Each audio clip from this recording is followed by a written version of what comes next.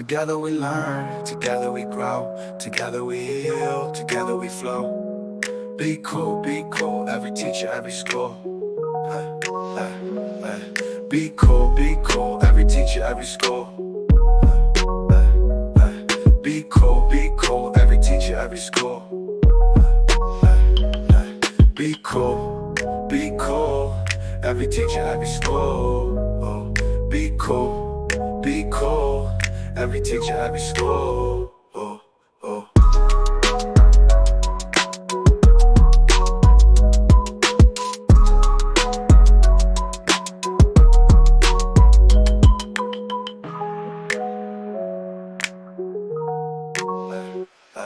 Be cool, every teacher.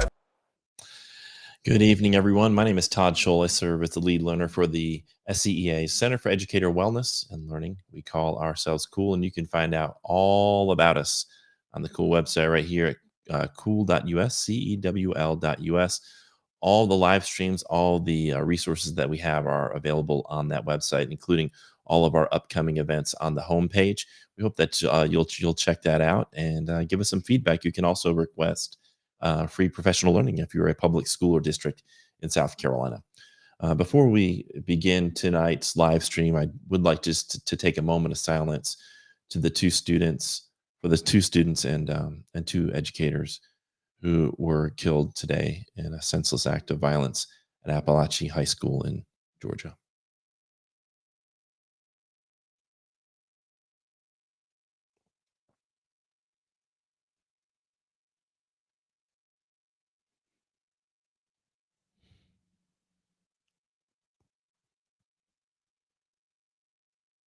Thank you. That kind of thing just shouldn't happen anywhere. And there are a lot of things we can talk about in terms of how we can reduce gun violence in our communities and in the United States. For me, it starts with common sense gun control, and I also think we need to look at school cultures. But if we're not going to start the conversation with the number of guns that are in the United States, I don't think we're going to really get anywhere. So I hope that we can have that conversation and do something tangible instead of just thinking and praying about the issue. And there's nothing wrong with thinking and praying, but if it can't just stop there, if I have a cancer, I can think and pray about it, but at some point I've got to take action and go to the doctor to get it taken care of. And this is a cancer on the soul of the United States. Young people and educators should not have to go into buildings worrying about whether there's going to be gun violence. And until that's eradicated, we need to work together to come up with some common sense solutions to ensure that our students and educators are safe. Tonight, we have a very special guest, and he's one of my favorite guests and a good friend. He is a former educator. I would say he's still an educator, but he was in the classroom, was an award-winning educator. He's also one of the greatest speakers and presenters I've ever seen, and I think most folks will agree with that who have had the pleasure of being in one of his sessions or watching one of his speeches. And he's also a playologist and author, and his name is Jed Dearybury. So without further ado, let's bring Jed on tonight. How are you doing tonight, Jed? I'm doing good, Todd. Thanks for having me on. Thanks for that, the moment of silence to kind of just center us all before we started tonight, with all of the things going on across the country. We would be remiss without mentioning that as we began tonight. So thanks for that moment, just to pause. I mean, I've been thinking about it since the news broke constantly. I've been glued to the TV, listening. And I just appreciate the moment here collectively together with fellow educators across the state, across the country. Maybe we don't know who's watching with us tonight. Yeah, it's it's one of those things that you just keep hoping it's the last one. It's the last one, and it never seems to be, and it just keeps coming back. And that's not really the topic tonight, but I wanted to make sure we address it. It's not the topic, but of course, we're here to talk about all educational issues. But I don't know if many people know this about me, Todd, but I you mentioned thoughts and prayers, and I don't know if many people know this about me, but my undergrad degree was actually in the Bible from North Greenville College at the time, a Southern Baptist college. Mhm. I have a degree from them, and if there's one thing I can say in full confidence from that degree is that Jesus didn't just pray about things, he acted. Right. He prayed over the basket, and then he passed out the fish and the loaves. He didn't just pray for the sick, he touched them and healed them. He didn't just tell the religious leaders to straighten up. He went in their temples and flipped over their tables and called them out. He was a man of action. I don't ascribe much to that faith anymore because it's been so convoluted and twisted, especially here in our country. But I somebody said preach, kid. I listen. I could, and I have, and I will, and I think that topic plus what we came here to talk about tonight, it needs somebody to flip some tables and to call some people out, so very much, because I'm done with the thoughts and prayers. I'm done. Yes, I appreciate them, but let's have some action to go with that. Right. Um, you know, we're tired. Everybody's tired Yeah. of so. Yeah. It's just the I tell people this story. This was last April. I went into a school, and I won't say which one, but it was here in South Carolina. I went into a school, and before I could enter the building to do some work, there were two security guards and a metal detector that I had to go through.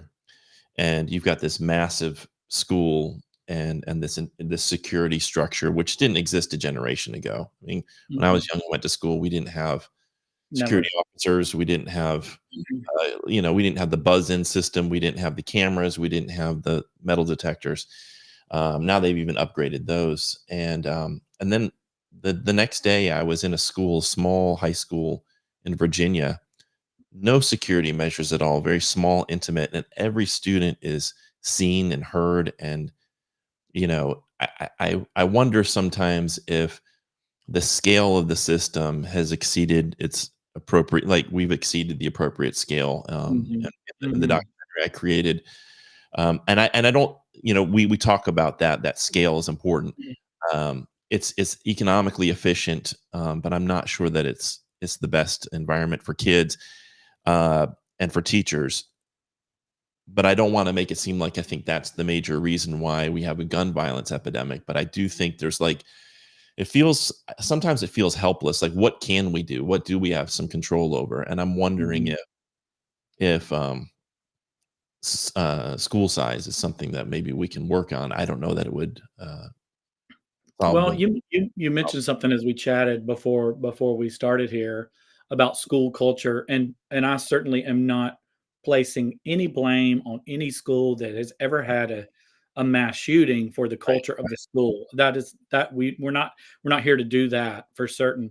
right, Um, but when you create a school building that is inclusive, where bullying is at a minimal, if it exists at all, where everybody feels valued, seen, and heard.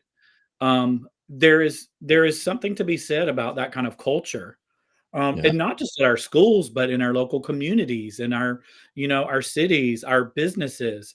I've worked for places where everybody was not seen, heard, and valued. right, Um, People were ostracized because of their sexuality, because they didn't believe like the mainstream folks believed, with religion. I've worked at those places, and when you're there and you don't feel safe, it affects how you enter that space. right, And sadly, some people, when they go to those spaces, this is how talking about shootings and things. You mentioned, when we were in school, we didn't have those. Sadly, my recollection as a teenager of this kind of moment had a cliche where or a horrible, not a cliche, a horrible saying where people would say, "Oh, they went postal." right, Because this kind of thing happened with disgruntled workers, and sometimes it happened at a post office. I think there was a big one when I was a teenager, and that's where that phrase came from.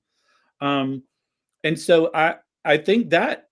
even historically, we have to talk about workplace culture, school culture, community culture. And that's why this discussion about LGBTQ advocacy night is so Yeah. important, because that plays into the culture of safety that we need to create and perpetuate, for all groups that fall into that marginalized category. Right. And really, I've been just a big proponent for healing. Like, we need to create cultures where people can heal from what they've gone through as human beings, and most human beings have gone through some kind of, whether it's trauma or some type of very stressful event in their lives, or a death in the family, or a divorce, or some type of adverse childhood experience. We need to create cultures where, like you said, that are not only inclusive, but that provide the space for human beings to heal, that don't Mhm. actually add on more stress and more trauma. And I'm going to show this video later, but I don't know if you saw the video that Cat Lowe, who's the president of the Berkeley County Education Association, went in front of the school board and basically said, we are supposed to get this unencumbered time, Yeah, and yeah. what you're doing is our teachers are now having to come in earlier or staying later to get that unencumbered time, and they still don't even have time to use the bathroom and to take care of bodily functions and to just have a basic level of humanity, Human respect. beings, yeah. And well, I watched that video last night, and I didn't know you were going to bring that up and talk about it, but I saw that video last night. I forget who I saw it, who shared it, but I think it was Sydney shared it, and then somebody she shared a post. Something anyway. The most striking thing to me wasn't even what the teacher said, because I know every district in South Carolina, um, there's teachers that didn't get to go to the bathroom today because they didn't have time. But the most striking thing to me was that two school board members did not even have the respect to make eye contact with the teacher as she spoke. They completely ignored her. They may have been listening out of one ear, but when a teacher in your district is addressing the school board, they deserve your respect, and at least pretend like you're listening. And that didn't happen. That was another level of just lack of basic humanity. Even when I disagree vehemently with my local state senator and state representative, um, and we've had some heated conversations, but I try to at least listen to them. Right. Even though it's hard, I don't want to listen to them, because sometimes what they're saying is just so aggressively against my existence. Right. But you have to treat people with some sort of decency, in the middle. And what happened last night with that was awful. I didn't like it at all. Yeah. Yeah, we'll show that clip a little bit later, but yeah, so kind of pivoting to tonight's topic on LGBTQ advocacy, I really wanted to have this conversation, and you've been at the forefront of this for a long time. You've dealt with a lot of arrows being slung your way. I wanted to start with when you were in the classroom, as a teacher who is a part of that community, but maybe felt a need to hide it. Like, what was your experience like that in terms of dealing with this identity that you have, and then how you felt in terms of fear, in terms of always being on edge about things or anxious, but also not wanting to hide that fundamental part of yourself. Like, Mhm. what was that struggle like? Oh gosh, all I can ask you to do to understand that is think about every facet of your heterosexuality that exists in your space as a teacher. Okay. And imagine if all of that was forbidden and you weren't allowed to mention it. If you weren't allowed to say my wife, my children, we went on a date, we had uh, uh, a couple's dinner. Those are things that straight people can say to students, and Right. it's not thought twice about, you know? And so I want all of you who are watching, who exist in heterosexual spaces in your mind, and as a heterosexual, Think about how many times you talk about things like that that are connected to your sexuality. You're not talking about sexual activity, okay? You're talking about the way you express your love for your person, right? A way Right. you connect with your person. Um, that is forbidden for LGBTQ people in South Carolina. I don't care where you are. I know that in the um, some of the largest school districts in this state, there are openly married LGBTQ people in the district office level, but it is still something that is quietly discussed or talked about. People do not feel free to just say, "Hey, this is my person, and I love them." Because here's the problem is that far too many people equate homosexuals, anybody in the LGBTQ community, they equate that with sexual activity because Right. of their own perverse thinking. You and I have had a conversation, even on these cool shows that you do, where we've talked about the understanding between sex and sexuality. Right. Sex is an activity between two consenting adults, should be, right? Right. Sexuality is the way you express your love or the way that you um, exist in the way that you love people. You know what I Right. mean? Does that make sense? It does. When I read, I'm just going to share a book with you right here. This book right here, it's a children's book called Uncle Bobby's Wedding. Okay. I absolutely adore this book. I can promise you there is no sexual content in this book. Okay. None. Now, there is sexuality in this book because Uncle Bobby is marrying Jesse. Okay. They're getting married. And the little girl in the book, I think her name is Micah. I'm going to look it up. Chloe. And his name is Jamie. I said Jesse, Jamie. Chloe is so sad because she's worried that she's going to lose her Uncle Bobby when Bobby marries Jamie. How many of us that have aunts and uncles or older siblings who have gotten married are worried we're gonna lose them when they get married? You know, some of Right. us have a best friend who have done that. And this book is not. There's no sexual activity in it. It's dealing with a very central theme that children struggle when an older loved one gets married because they feel like they're going to lose them. This What's book interesting, sorry, go ahead. I was going to say this book would probably get many teachers in South Carolina Right. put on the naughty list Right. with Ellen and the like. That's There's no mention of sexual activity in this book, none. But they don't want us to exist. That's the thing. They just don't want us to exist. It's not that they're worried about the sexuality of it all. They are worried about our sexuality. Your sexuality is okay. Our sexuality is not, according to them. right. Yeah. So like a female teacher can have a baby shower in the school, and Yeah, teachers yeah, can all celebrate that. You yeah. can, like There you was said, a you can wear your wedding ring. You can talk. You can have a picture of your kids and your spouse on your desk, and I think what really bothers me is when uh, if a LGBTQ teacher does the same thing, Mhm. just the exact parallel thing, that it's all automatically seen as you're trying to indoctrinate me, Indoctrinate. my kids. Mhm, You're trying to mhm. push your whatever agenda Yeah. onto these kids, and it's like, well, isn't the opposite? What isn't it true that if that's the case, if that's what we're calling push indoctrinating and pushing the agenda, then if I'm a heterosexual teacher and I'm talking about my wife and I'm wearing my wedding ring and we're having uh, bridal showers or baby showers, is that not also pushing an agenda? It's just the problem is that they don't want. It's like you said, they don't. They think that heterosexuality or heteronormative values, that's standard and that's okay, Yeah.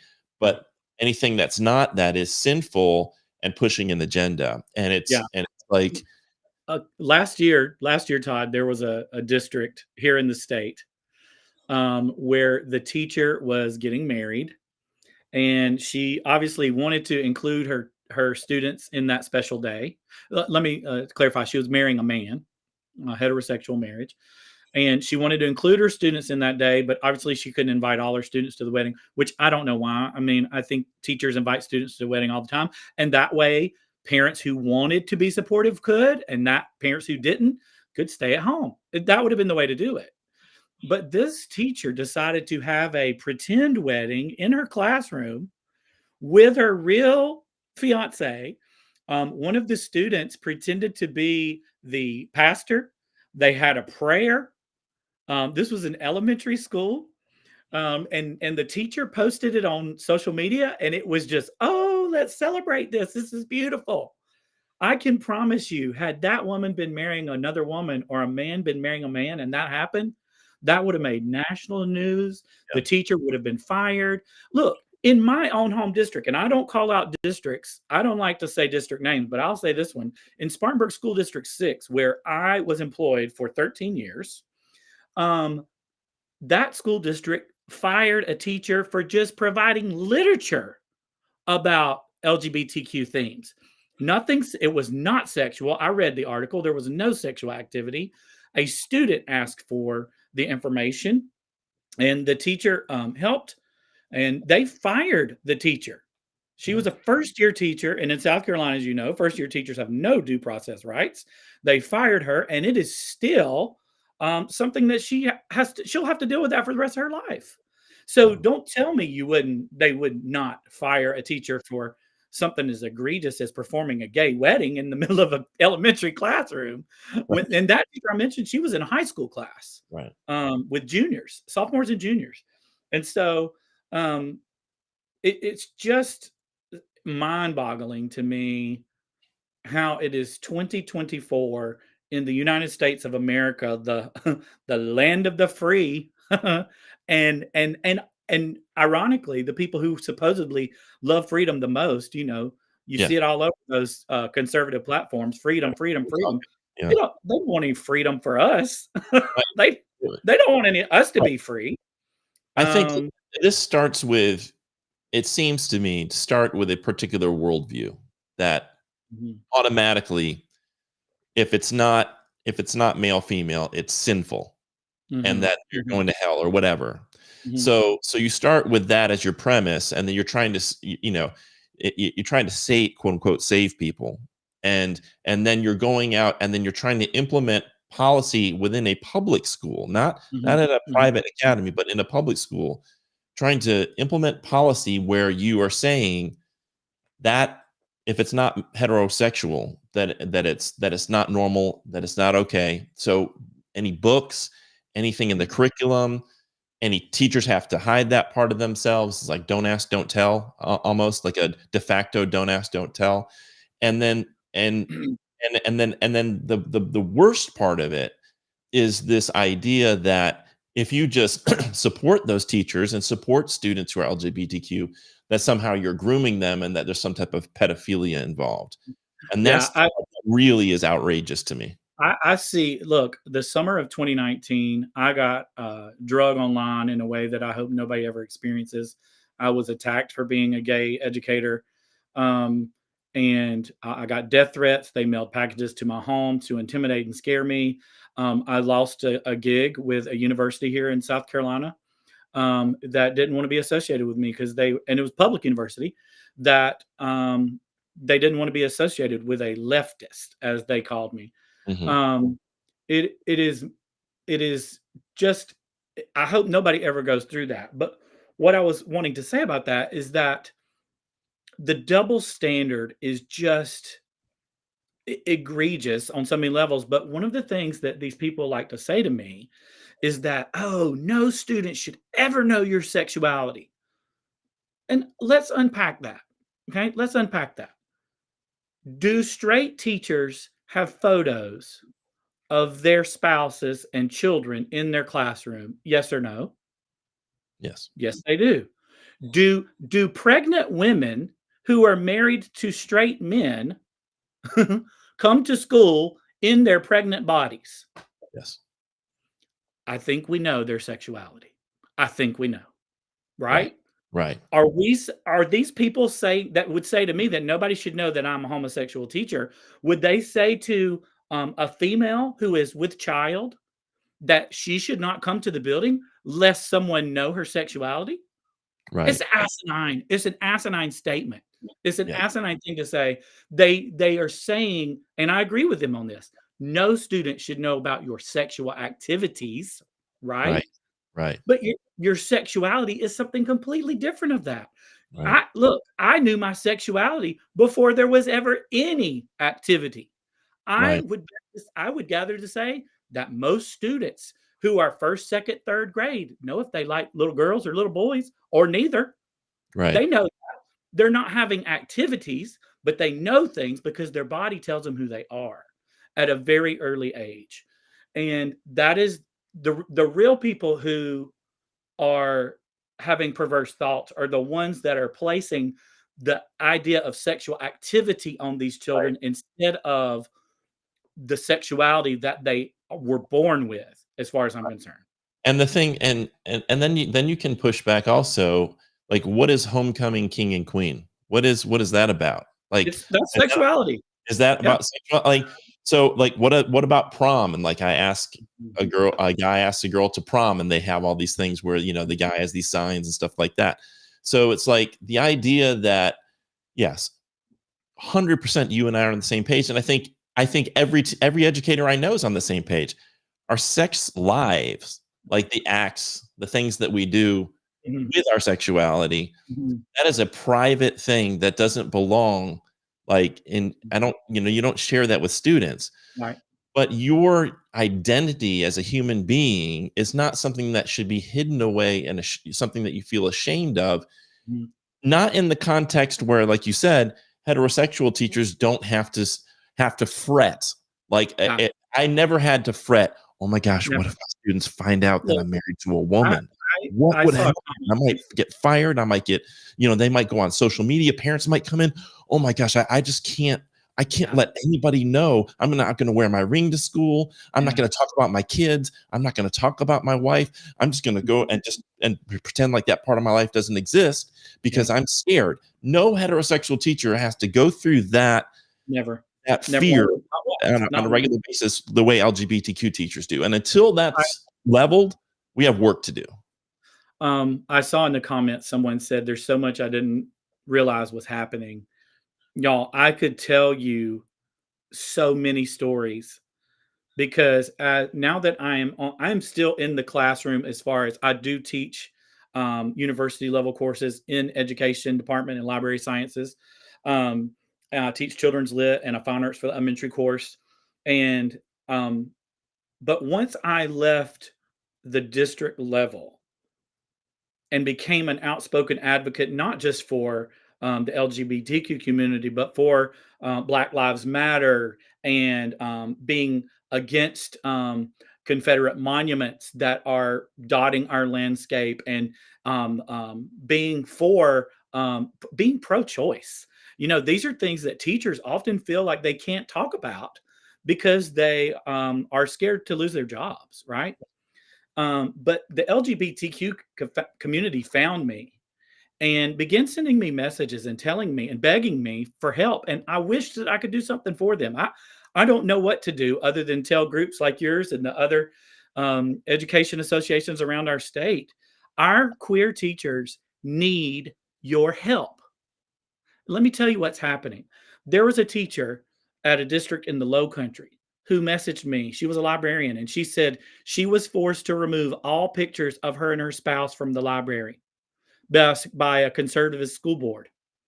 Another conservative school board in the PD region brought in two lesbian teachers from their district and told them that they needed to be born again so they would not be lesbians anymore.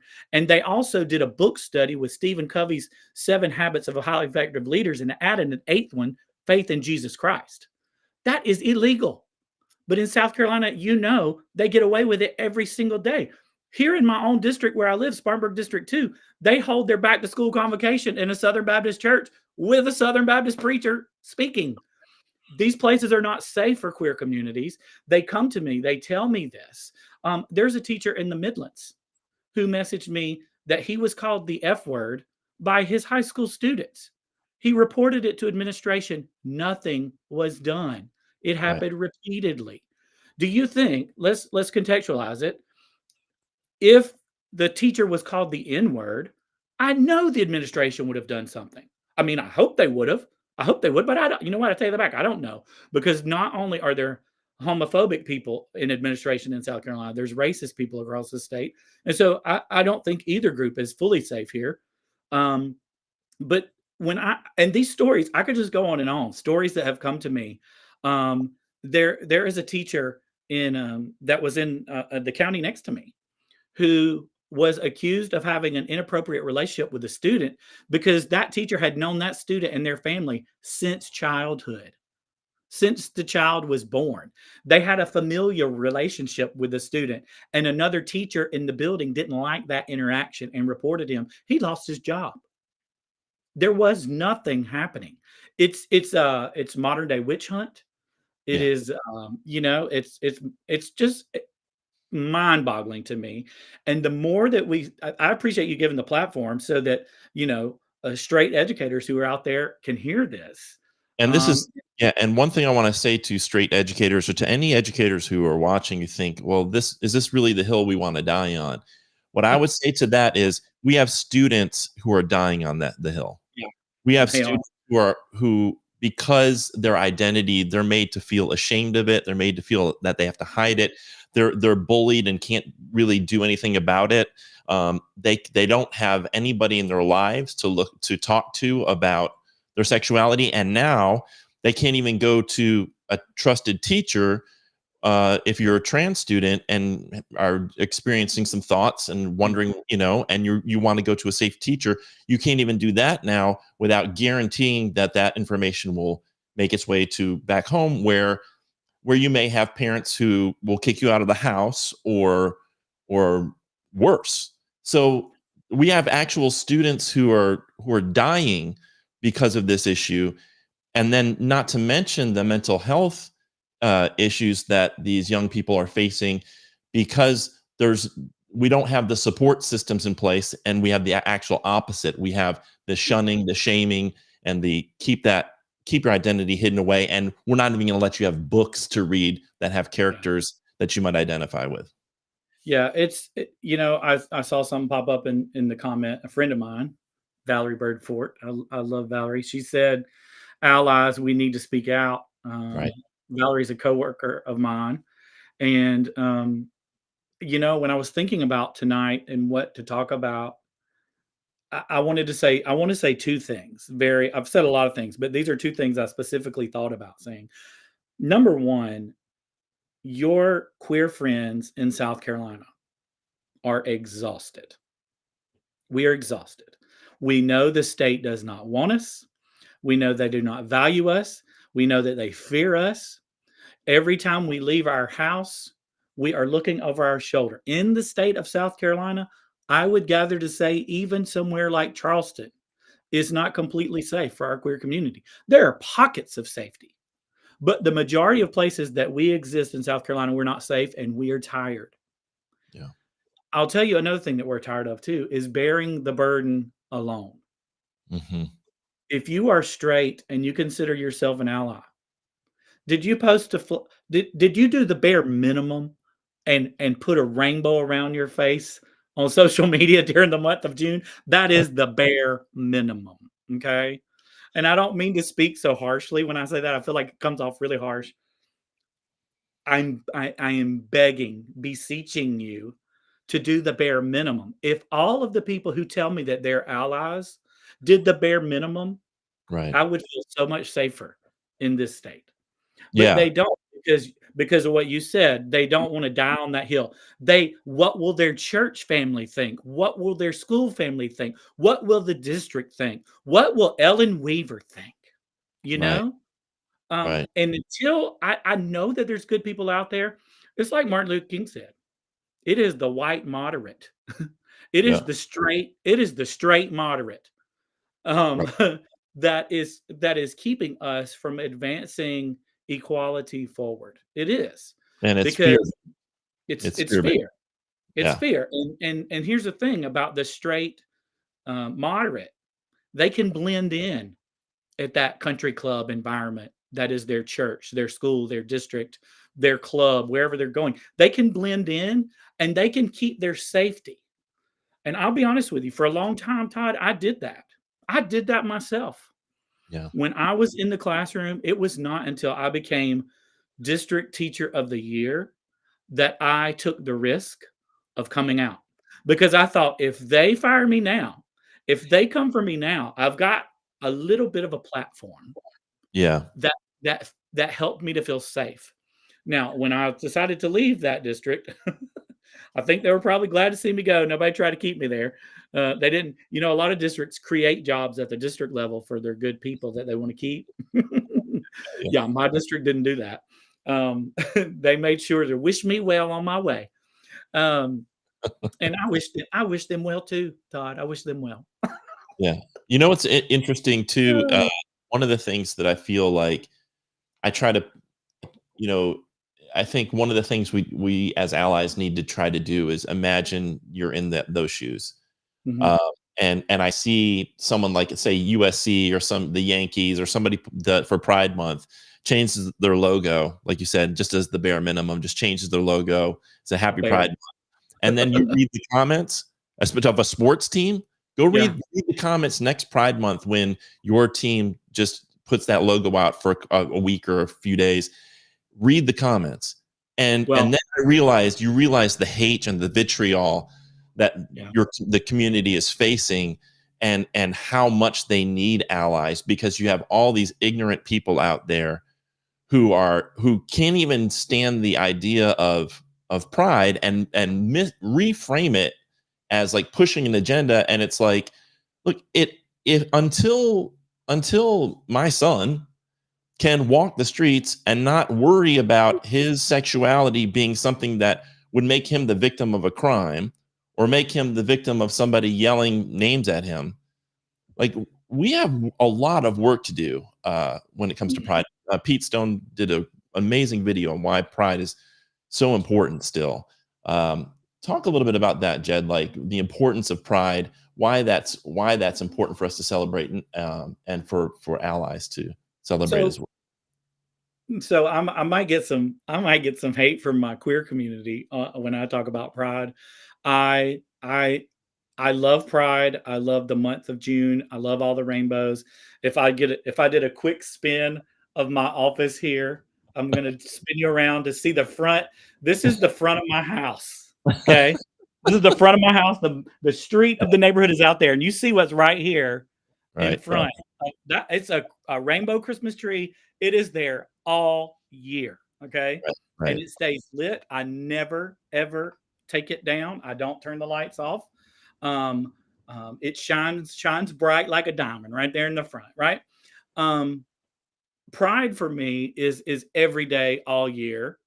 Um, but the month of Pride, while most queer people celebrate June as a month for us, I'm not gonna lie, Todd. I look to see where my allies are during that month. Who is celebrating alongside of us?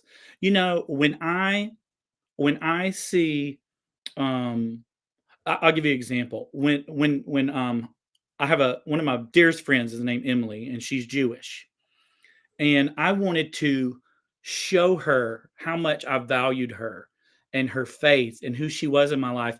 And so I began to study Hanukkah and understand that it is a celebration of the miracles of God. That God provided the oil in the lamp for the entire 8 days during the war, and I could go in that history, but I wanted to connect with it in a deep way. I'm not Jewish, right, but I wanted to connect with her through that. So I studied.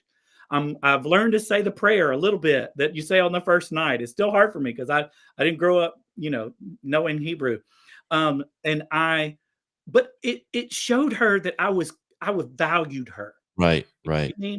And when I see straight people wearing a rainbow that says ally anytime, but especially during June, I value that. I look for that. I look for those rainbows on social media. I'm not the only one. I know that there are people in our queer community who look for that, especially in our deep red states, because then we know who our safe people are. Right. We know people who are taking the risk. They're doing the bare minimum. I say the bare minimum. I know it costs you when you put that rainbow on there, because some hateful cuss is going to go in your inbox and say what they want to say to you. First, they're going to say, "Are you gay?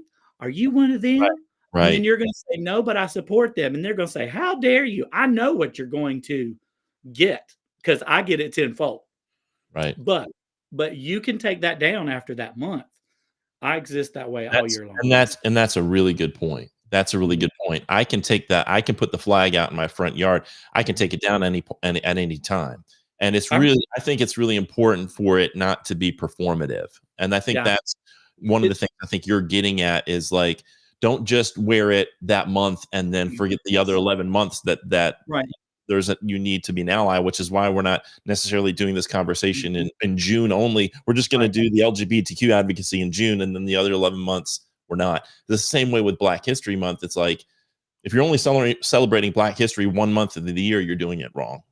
So, Brandy said in the comments, "You're making me feel better about keeping my profile picture well past June." Her profile picture is a rainbow. It says Ally AF. So Brandy, thank you for that. We love to see it. yeah, yeah, Um, but I want to say to this too. If you aren't that person and you haven't done those things, I don't shame you for it. I'm not shaming you for it. I'm not angry or bitter at you for it. Once you know better, though, do better.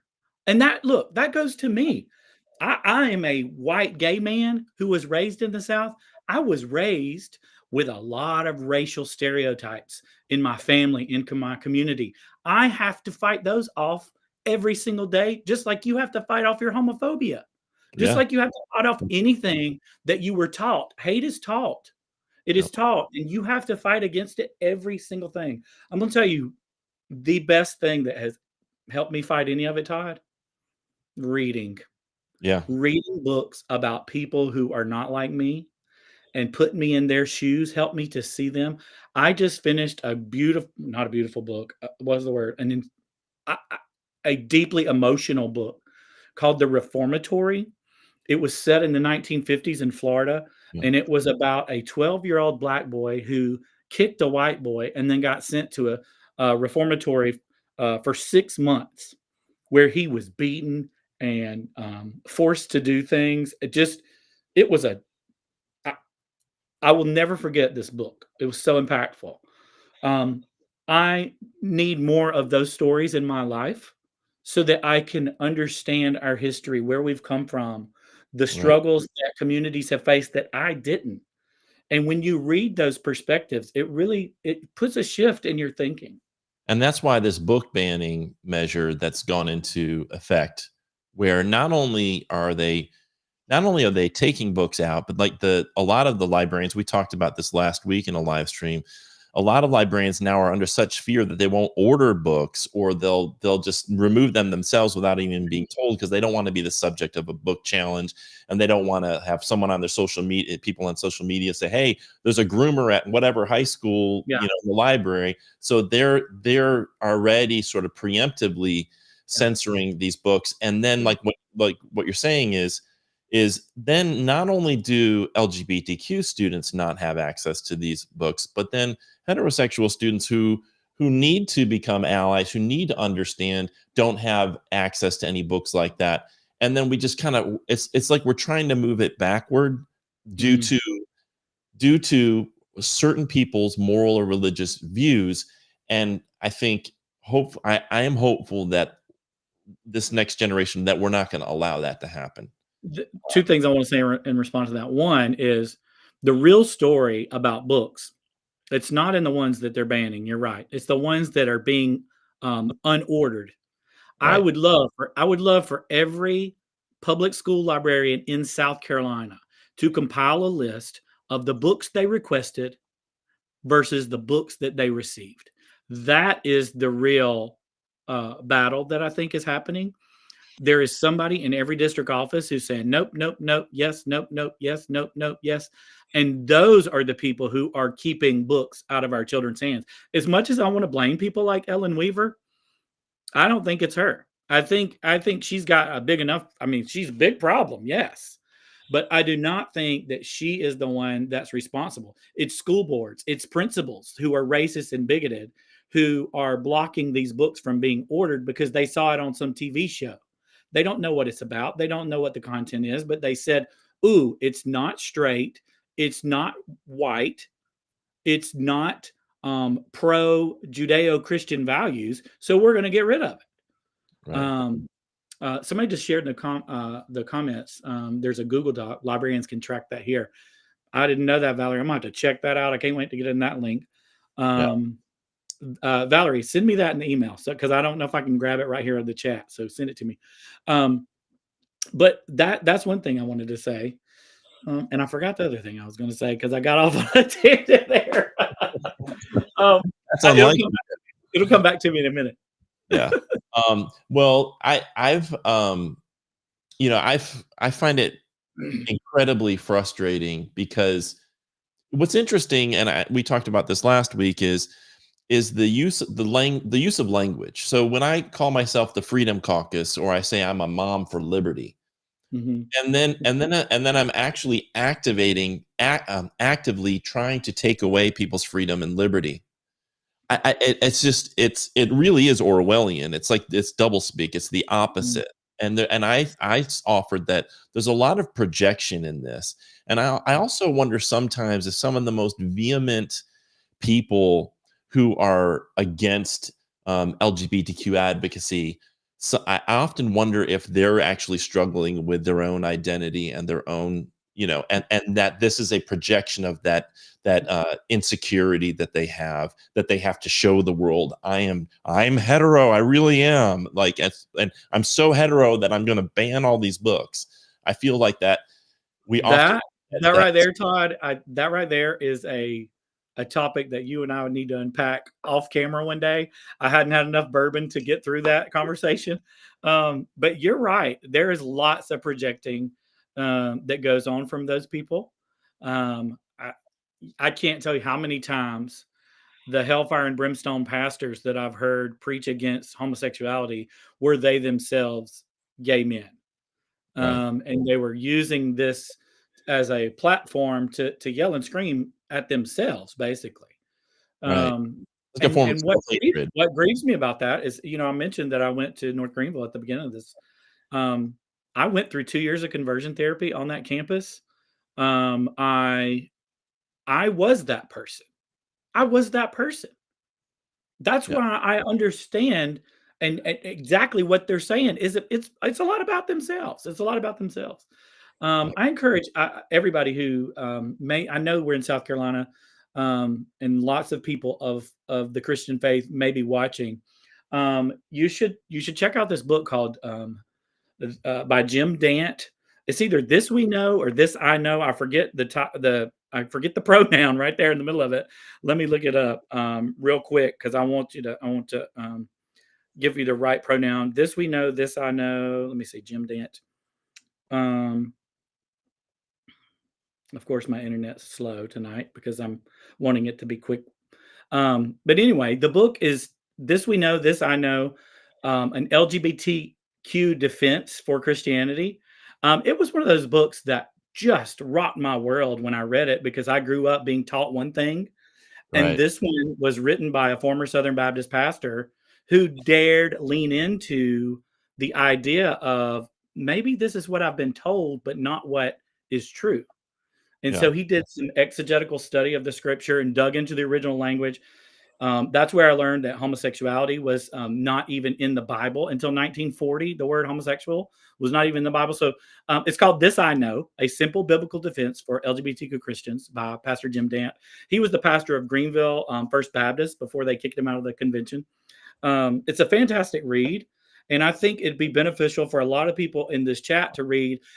Even if they don't ascribe to that faith, they are connected to probably 100 people who are. And who would have those anti LGBTQ views because of that faith.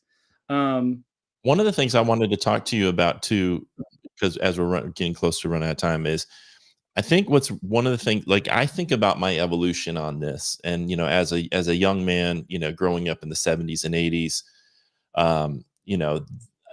there was no frame of reference for me. I didn't know Mhm. anybody who was openly a Mhm. member of the Mhm. LGBTQ community. Those Yeah. letters didn't exist, and when I was growing up, those that acronym, the whole thing, the rainbow flag, none of that existed, Yeah.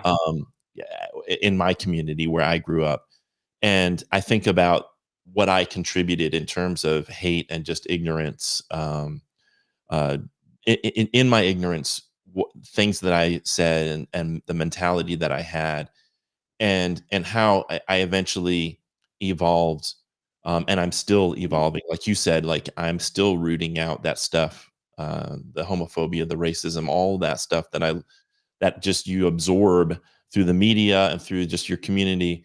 Um, and one of the things I think is important for all of us who are allies is to see every other person as a potential ally. Now, that doesn't Mhm. mean that I believe in tolerating any kind of hate, and we stand up to bad ideas, but we have to look at every person. I think there's the potential there for us to help them see, um, do some self-examination and sort of see what's going on inside them to move them in the right direction. What are your thoughts on that? Like, how do we do that most effectively while also standing up for and holding certain boundaries?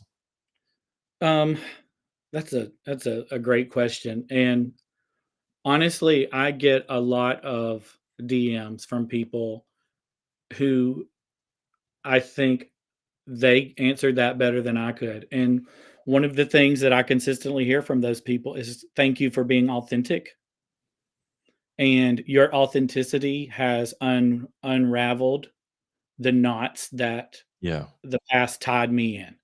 That it has unraveled the knots of racism, of homophobia, of xenophobia, of just ignorance. And when I think about being an educator, that's my role is to wipe out ignorance of all kinds. If you're yeah, ignorant in math, I want to teach you. If you're ignorant in reading, I want to teach you. yeah, And I think the way that I've done that with my followings on social media specifically is just being authentic. I talk about my faith that I grew up in. I talk about my own personal struggle with that versus where I am today. yeah, I talk about the struggles that I have yeah. myself, and I think people don't feel threatened by That's it. that. And they're allowed to see themselves. Um, Now, I will say, in this age of voting one way or the other, I can't tolerate somebody who's gonna vote against my equality and my equal rights. I can't do that. I can sit down and have a discussion with somebody who has a genuine and deeply held belief that I am sinning by being homosexual, because chances are I can say to them, "You know what? Let's talk about something that I think you're doing that's sinful." And we can have a conversation that's authentic. But if you're going to consistently say that I don't deserve equality under the law, I don't deserve to be protected as an individual because of my existence as a gay man, those are non-negotiables. Yeah, But I think the thing that has been very powerful for me is I'm just authentically living one day at a time, um, making a difference one person at a time. I got this tattoo right here. I don't know if y'all can see it, but it says "Make a Mark." And then up here on the wall, there's another quote. It says, "If I go through life without making a mark, for what did I live?" And I think about marks are just tiny little things, yeah. tiny little things. But if Mhm. you make enough marks, at the end of those marks, you've created a piece of art. And that's what I hope that my life is doing, is creating a piece of art that is impacting people both now and after I'm long gone. Yeah, I've been playing a lot in my mind around with this idea. Of Dr. Sean Ginwright wrote The Four Pivots. Mhm. I asked him this kind of question around social justice issues, and he said he looks at it as this. He called it a dance between grace and accountability, Yeah. and I thought Mhm. that was a really powerful way to put it because it's not one or the other. It's like we do have to give grace to people who maybe haven't had the life experiences and read the books that we've read and experienced things that we've experienced. We also can't just let people say what they want to say when it's cause, especially, or enact policies when it's causing harm. So there's Yeah. got to be that accountability piece there, and I think also protecting yourself. You Mhm. know, I you and I have had that conversation before where, as a heterosexual man, my boundary may be different than yours because of everything you've had to already, like you said, we've already been through so much, so my Mhm. boundary might be a little bit different, but I still have to, if I'm going to be an ally, not hear somebody use that kind of language or espouse ideas that could cause you harm and allow that to go like a silent reaction to that. So that's why I like really loved what Paige said. I don't know if you saw this, but she says, "This chat has helped me. I want to be a better advocate. Thank you for sharing and being vulnerable here." And that's really what the whole point of this conversation is. It's like, even if it's just Paige or just one or two people that we influence through this conversation, and then who knows who they will influence. And it's just, Yeah. we have to counter. There's so many bad ideas on Twitter and out Mhm. on social media and in the comment section. There's so many bad ideas out there around this issue, that if we don't talk about it, those are the ideas that people will get, and there's nothing to counterbalance that. So that's Yeah. why I'm so appreciative of your courage of constantly speaking out and advocating, and doing it fiercely, and knowing that you're going to take hits back, and that's constantly taking those hits back. That's hard. That's a hard Yeah. burden to carry. Yeah, it is, and thank you for acknowledging that. And courage isn't the lack of fear; it's the doing it in spite of the fear. Yeah. When you message me and ask me to do this, every time you ask me to talk about this topic, I am going to do it. But know that I'm a little terrified inside. I know that there are some circles in South Carolina that I have been blackballed. I was blackballed, blocked. I was blocked on social media channels, all social media channels, by the South Carolina Association of School Administrators, known as SCASA, because I asked them to explain why they had anti-LGBTQ speakers last summer. Yeah. They blocked me on all social media channels. I'm not some troll. I am a South Carolina LGBTQ educator who had some valid concerns about their leadership, and they blocked me. I know that there are universities that have avoided me. I know there are school districts that avoid me in my work, my books. I've got 3 books that every district in South Carolina that would benefit from. But I take hits in many, many ways. Oh, I've lost friends in the education community, lost yeah. jobs in the education community because of my advocacy. Um, in the back of my head, I wonder, am I going to lose my adjunct job? I didn't say where it was. Somebody could Google it and find out where it is, but you never know what's going to upset Yeah. the apple cart. Yeah. But I'm going to speak out and do it anyway because it's that important to me. It It's is the the right hill thing to do. that It's I'm the going right to thing to do. Yeah. That's the thing, is we have to, I think, in education, in the advocacy space, we have to know what our values are, and then we have to Mhm. stand up for them. And Yeah. there's going to be there are going to be consequences for that.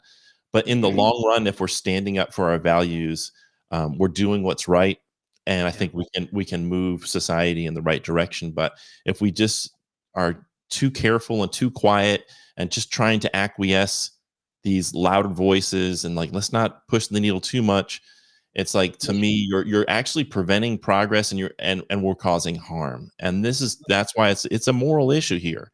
It We it have is. young It is. people, teachers across South Carolina, who need our advocacy, who need our support, and we can't be quiet anymore about it. Yeah. I know we're getting close to time. I'm going to end with this and I'll be done. You can cut me off. Um, 2 semesters ago, I had a student who was a sophomore in college. So he's what, 20 years old, 19, 20 years old. And he said to me that I was the first openly gay teacher he had ever had in South Carolina. And he was 2 decades in of his life. Didn't know one, never seen one, never heard of one. And he just sent me this most beautiful email, how much he valued and appreciated me as his professor. And it is Yeah. because of students like him that I will continue to be that voice, and speak out and be a champion for my community. And I Yes, hope that many people out there will join us. I do too. And I think they will. And if there is an agenda here, the agenda is love over Yeah, fear, and exactly. kindness and compassion over hate and ignorance. So I'm glad to be on that team of love with you. So thank you so much, Jed. Love you and appreciate your time. Love you too, Todd. Thanks again for having me, and we'll see y'all later. Follow me on social media. Oh yeah, At tell them your website. We didn't even get to the plug-in, So, MrDearybury.com, right? at Mr. Dearybury is all my social media. MrDearybury.com is my website. If you want me to come do some professional development work with your school, I have 3 books. I've got 2 of them right there. The Playful Classroom. Somebody mentioned that in the chat earlier. The Playful Life. The Courageous Classroom is not up there. It must have fallen down behind the shelf. I don't know where it is.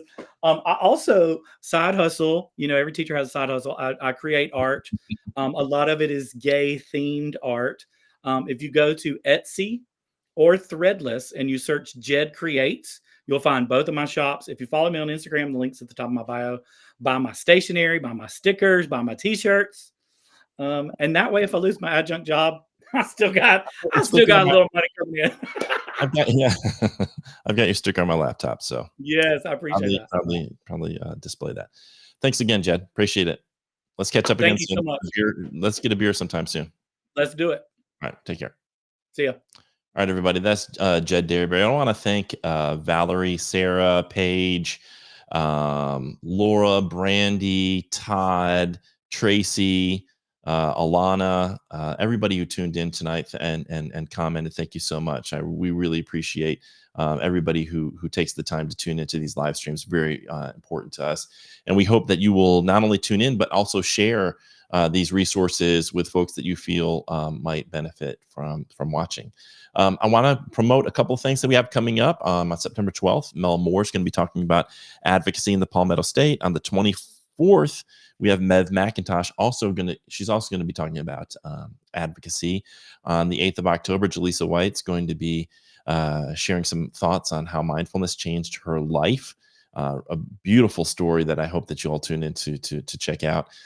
Some physical health stuff, some dietary nutritional advice from Audrey Calianos about gut health and anxiety. I saw her present on this, and it's absolutely fascinating information.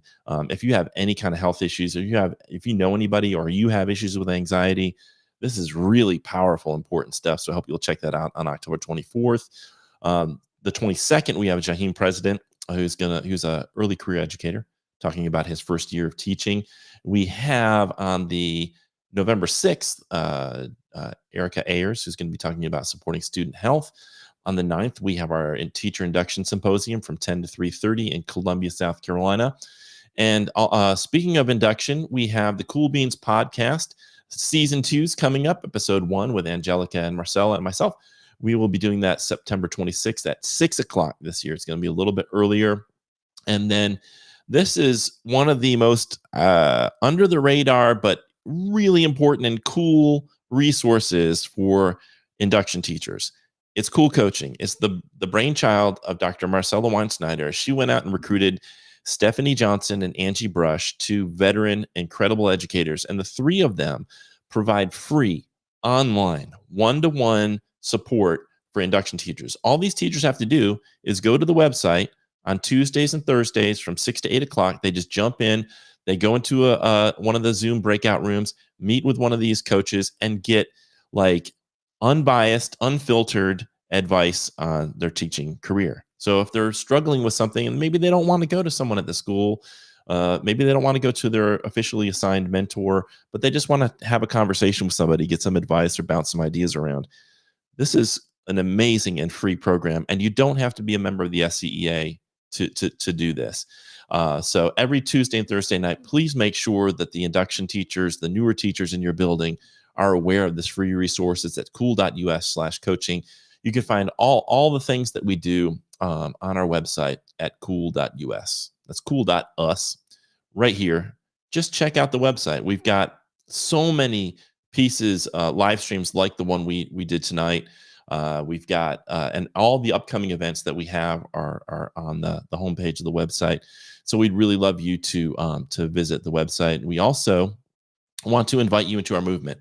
The SCEA, the South Carolina Education Association, we are the only union for educators in the state of South Carolina. And yes, we are a union because when you join the SCEA, you're joining NEA. NEA is not only a union, but it's the largest labor union in the entire country. There's over 3 million educators across the country who are members of the National Education Association. And when you join the SCEA, you're getting membership at your local association, the state, and the National Education Association. We're proud to be the state affiliate for NEA, proud of the values they stand for, proud of what they fight for. And we think it's important to advocate at the national, state, and local level. Now, I promised some of you earlier that we would show this video, so I want to show it to you before we sign off.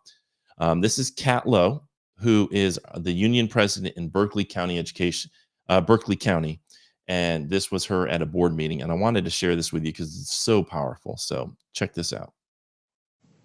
Good evening, everybody. I'm Kat Lowe. I'm the Berkeley County Education Association president, and I'm here to talk to you today again about unencumbered time not being respected by our district. When I was a kid, I was a lifeguard, and I learned what drowning looked like. And it's not the flaring around that you're accustomed to. It's much scarier because it's quiet, and you watch them go right under the water. And what I want to let you know is that I've been hearing from teachers. They've been calling me. They have my number. And they've been calling me, and it is the calmness and the way they are discussing how they are preparing to leave the district because they are exhausted. Elementary teachers continue to be treated with disrespect by not giving them real breaks. More reports come in from members and non-members that they have to wake up earlier, report to work earlier to have a break, and then they spend the rest of their days trying to call in to other people to watch their room so they can merely go to the bathroom. That's what they call their everyday. Do you call anyone to go to the bathroom? Do you even know what that is like? It is unbelievable to me that we would not give our teachers the most basic human needs. Our goal in the BCEA is to ensure that our teachers and support staff have working conditions that allow for excellent learning conditions for our students. How can you ask that of these teachers when they can't even go to the bathroom? Tomorrow is Wednesday. I'm going to be wearing red. Teachers that know what's going on, they're going to wear red because we want to show our solidarity because this has been going on for too long. Without real conversations. You want to talk about working together? Dr. Dixon, you should have called me last week. I called out like the lifeguard I know to be. I called 911 to you, and I got nothing. When I used to do saves, or I was taught to do saves by my coach, I would ask him when you know not to go in the water, because in the end, you're always supposed to save yourself. That's the rule. You save yourself first. And he told me that the worst type of scared is regret. You know, a lot of people ask me if I feel like I'm going to be targeted. I come here every time and I talk to you every time. And I don't even know if I'm being targeted. I don't know the difference anymore. All I know is this, is I keep asking for help. And I keep reaching out, and I keep trying to save us teachers. That's all I'm trying to do, is to keep our teachers. These are not big asks. And if we are all really working together, you would look at me when I'm telling you, like I'm calling 911. We need your help. It is time now. Thank you. I just want to applaud Kat for that. That is exactly the kind of advocacy, fierce advocacy that we need. Alana put it this way. She said her passion and commitment to BCEA, the Berkeley County Education Association members, is palpable and unwavering. She speaks at every board meeting. We need leaders like you. We need leaders to speak up. Your voice is more important. Sometimes I think teachers underestimate how powerful their voice can be, and how powerful our voices can be together if we come together and we work and act collectively. She talks about the importance of solidarity, and it's really important. Maybe you get bathroom breaks. Maybe in your school you don't have to worry about wetting your pants or soiling yourself. Maybe in your school you get unencumbered time, and you don't have to come in extra early now to get that unencumbered time. Maybe your situation's great. But while there are teachers in this state entering public schools who have to worry about whether they're going to make it through the day. Some of them I've heard even have to wear like Depends undergarments, those adult diapers, because they're worried that they may wet themselves. That is that the level of inhumanity involved in that. If I worked at a convenience store, I would be treated with more respect. I would be able to get more bathroom breaks in some of these cases. Every single educator deserves to be stood up for, deserves to have a modicum of respect when it comes to how they're treated, to have breaks, to have mental health breaks, to be treated with kindness and compassion and respect, and treated as human beings. So we have to stand up together. Again, you may have it good at your school, but we can't stop until every teacher is treated with respect and has what they need to be successful and to be treated with with dignity. Dignity is really what she's asking for, and that is a bare minimum. Dignity is a bare minimum for people who are dedicating their lives to developing the minds and the lives of our future generations. So I hope that I want to thank Kat again. Thank her so much for speaking up, and we just need more educators to speak up. Pete says, thanks for having this discussion. And yes, it's super important for all of us to speak up, especially if we're in a position safe enough that we can speak up for those who are not or feel unseen. And Paige said, this is insane. I was just talking to another teacher about this today. Yeah, it's insanity. And so as we wrap up this conversation, we talked about LGBTQ advocacy and speaking up for people. This is really what it's about. Like really what real advocacy is getting over your own fear, getting over your own trepidation around like, well, if I speak up, I could get in trouble or people might push back, or if I say something on social media, maybe people are going to attack me. It's like, Kat spoke up. And when you speak up and you start leading and you start advocating and you start using your voice, yes, you're going to get some of that. That's why it takes courage. But if we come together and we have each other's back and we stand arm in arm and use our voices, hopefully we can feel a little bit more comfortable doing that. And I just want to applaud Kat, and I want to applaud Jed and everybody else who is not afraid to use their voice to speak up for truth and ultimately to speak up about love and compassion. Because that's what this is all about. All the good advocacy that I see is about loving people, and having compassion for people, wanting people to not suffer, whether they're members of the LGBTQ community or teachers who just don't have enough time to go to the bathroom, or students who have to worry about gun violence. We have to speak up, and we have to speak up boldly. We can't do this little moderate dance and try to appease everybody. We have to speak up. And so I hope you'll join us in doing that at the SCEA. And you can do that by going to jointhescea.org or texting the word join to 48744. Thanks again to Jed Dearybury and to everybody who tuned in tonight. We love you, and we'll see you on the